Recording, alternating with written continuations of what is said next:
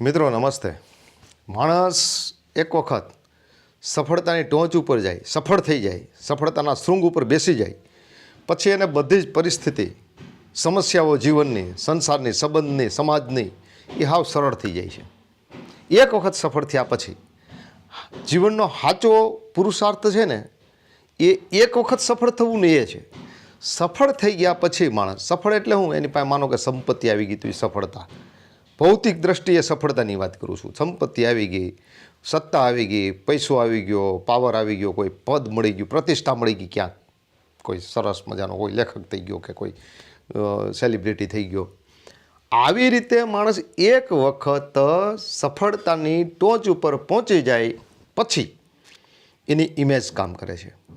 સત્તા ઉપર બેસેલા નેતાઓ હોય ને એ તમે જોજો, એક વખત સત્તા મળી જાય, મિનિસ્ટર થઈ જાય પછી 70% માણસ ખાલી હોય ને તો લોકોને એ પરફેક્ટ માણસ લાગે, લોકોને એ 100% ભરેલો માણસ લાગે. એની પાસે સત્તા હોવાના કારણે, ખુરશી ઉપર બેઠો છે એના કારણે. અને જે માણસ ખુરશી ઉપર નથી બેઠો અથવા એની પાસે સત્તા નથી, એ માણસ 70% ભરેલો હોય કે 100% ભરેલો હોય ને, 100% પરિપૂર્ણ એનું ઇનબિટ વ્યક્તિત્વ હોય તો પણ લોકોને એ માણસ અધૂરો જ લાગે, કારણ કે એની પાસે કાંઈ છે નહીં, સત્તા નથી, પાવર, સંપત્તિ, પૈસો, પ્રતિષ્ઠા આવું કાંઈ ન હોય ત્યારે નાણાં વગરનું નાથ્યું, નાણે નાથાલાલ જેવી આ સ્થિતિ છે.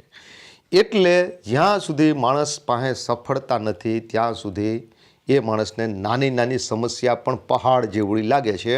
અને સફળતા મળી ગયા પછી એ માણસ પાસે પહાડ જેવડી સમસ્યા આવે ને તો એ નાની રાઈના દાણાની જેમ સોલઈ થઈ જાય છે. અને એને સોલ્વ કરવાવાળા એની પાસે ફોજ પણ જાજી હોય છે.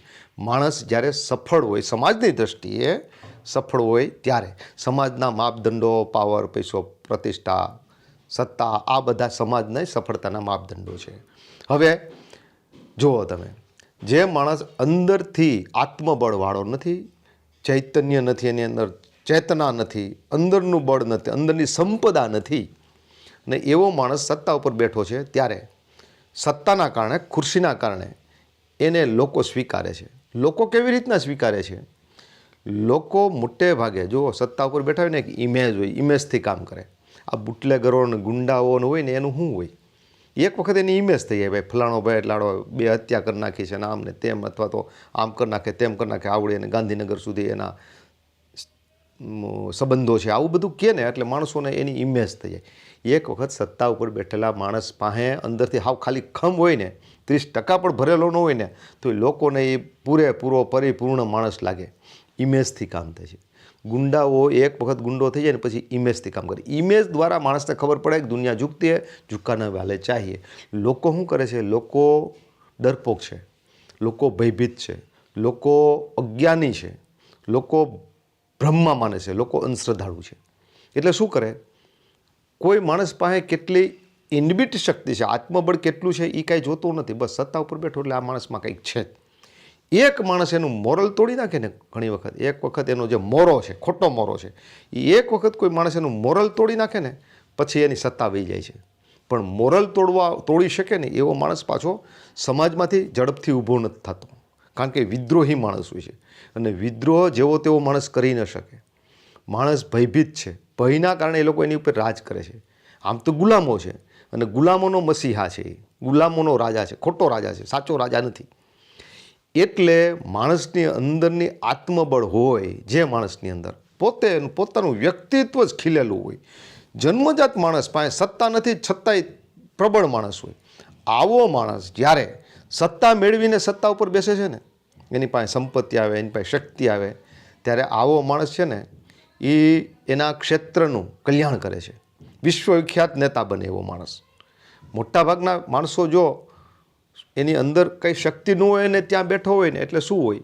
અંદરથી ખાલી છે. સત્તાના કારણે સત્તાનું સિંહાસન જ એવડું છે કે ત્યાં બેઠા પછી માણસો હોય ને એને એની નામાં ના અને હામાં હા પાડતા ખુશામત ખોરોનું એક વૃંદ એની પાસે ઊભી જાય છે. અને આવા લોકોને જોઈને બીજા 70% પાછળ બેઠા હોય ને એ લાગે કે ભાઈ આ કંઈક તો છે, કંઈક તો છે, કંઈક તો. આવી ઇમેજથી એને માનવા માંડે છે. એટલે મિત્રો, સત્તા ઉપર બેસવા જવું અથવા તો સફળ થવું, સંપત્તિ એકવાર મેળવવી એ અતિ અઘરો પ્રવાસ છે. એ સાચો પુરુષાર્થી છે. એક વખત માણસ સત્તા ઉપર બેસી ગયા પછી તો લોકો સેલ્યુટ કરશે એમને, પછી એની ઇમેજ કામ કરશે. અંદરથી કેવો છે, સારો છે, ખરાબ છે, શક્તિશાળી છે કે નથી, કેટલી હવા છે, કેટલું છાણ છે, આ કોઈ નહીં જોવે. એ છાણ અથવા એનું કોઈ હવા કોઈ કાઢી નાખશે ને, ફટાકડો કરી નાખશે ને, ખોટા માણસની, આત્મબળ વગરનો માણસ હોય, અંદરનું ચૈતન્ય એની પાસે ન હોય, ઉજાગર થયેલું ન હોય, આવા માણસને હવા કાઢી નાખે ત્યારે માણસ પાછો હાવ ખાલી ખમ થઈ જાય છે. આવા માણસો મેન્ટલ પણ થઈ જાય છે. ઘણી વખત આપણે જોઈએ મોટી સેલિબ્રિટી હોય ને મેન્ટલ થઈ જાય અને એકદમ આમ ગાંડા જેવી થઈ જાય. એની પાછળનું કારણ છે આત્મબળ વગરનો માણસ. સત્તા ઉપર બેઠેલો માણસ જ્યારે સત્તા છોડીને અને નીચે ઉતરે છે ને, એક સર્વે થયેલો છે, એમાંથી 95% લોકો, 100માંથી 95%, 100 ઉપર સર્વે થયો, 95% લોકો સત્તા છોડ્યા પછી કોઈ મેન્ટલ કોઈ થઈ ગયું, કોઈ માનસિક તણાવમાં આવી ગયા, કોઈ અસાધ્ય રોગના ભોગ બની ગયા, ડાયાબિટીસ, હાર્ટ એટેક, એવા બધા. એની પાછળનું કારણ 95%નું સર્વે કરવામાં આવ્યું ને એ લોકો એવા હતા કે અંદરથી ખાલી હતા અને સત્તા ઉપર બેઠા પછી લોકો એને સેલ્યુટ કરતા હતા. પણ 95 એ લોકો 5-10 વર્ષની અંદર સત્તા છોડ્યા પછી એનું મૃત્યુ થઈ જાય છે. કારણ કે ઘરે પણ લોકો પણ, ઘરના લોકો પણ એને બહુ મહત્ત્વ આપતા નથી આવા માણસોને. કારણ કે માણસ ન ગમતો હોય પણ સત્તા ઉપર બેઠો હોવાના કારણે લોકો એને સેલ્યુટ કરતા હોય. એ માણસ એમ માનતો હોય કે બધા મને સેલ્યુટ કરે, એને સેલ્યુટ કોઈ ન કરતું, એની સત્તાને કરતું હોય. પણ એક માણસ એવો જે 95% હતા ને, એમાં 5% એવા લોકો નીકળ્યા કે જે સત્તા ઉપર બેઠા હતા ને ત્યારે એ માણસને કીડી મકોડો નહોતા સમજતા, પણ સત્તા ઉપર બેઠા હતા ત્યારે પણ માણસને માણસ સમજતા હતા, માણસ સાથે માણસ જેવો વ્યવહાર કરતા હતા. આ લોકો આધ્યાત્મિક હતા, આ લોકો એકદમ સારા હૃદયના મૂલ્યવાન માણસો હતા. આવા લોકોએ સત્તા છોડી દીધી ત્યારે પણ લોકોએ એને સેલ્યુટ કરી, લોકો એને બહુમાન આપ્યું. અને આવા લોકો કોઈ પણ રોગ વગર એ 100 વર્ષના, 95 વર્ષના, 98 વર્ષના, 103 વર્ષના થયા. કારણ શું? કે એ લોકોએ સત્તાના કારણે નાચતા નહોતા, એ લોકો પોતાની અંદરની સંપદાને જોઈને જીવતા હતા. એટલે મિત્રો, અંદરની જે તાકાત છે ને એ ખૂબ મોટી તાકાત છે, અંદરની તાકાત છે. જે પદ ઉપર બેસીને જે તાકાત મળી છે, પાવરના કારણે એને પાવર કોઈ મેળવ્યો, સત્તા મળી છે, નેતા બન્યા છે, કોઈ પ્રતિષ્ઠા મળી, એક સંપત્તિ બની છે, એ પોતાની નથી. એ એક લોકોની જે ભ્રમિત ઇમેજ છે એના કારણે એની એક છાપ, એક એનું વલય ઊભું થયું છે અને એના કારણે લોકો એને સ્વીકારે છે, માને છે, સેલ્યુટ કરે છે. આવું વલય જ્યારે, ભૌતિક વલય જ્યારે જતું રહે છે ત્યારે માણસ ખોખલો થઈ જાય છે, જીવી નથી શકતો. અસ્તુ. જય હિન્દ, જય ભારત.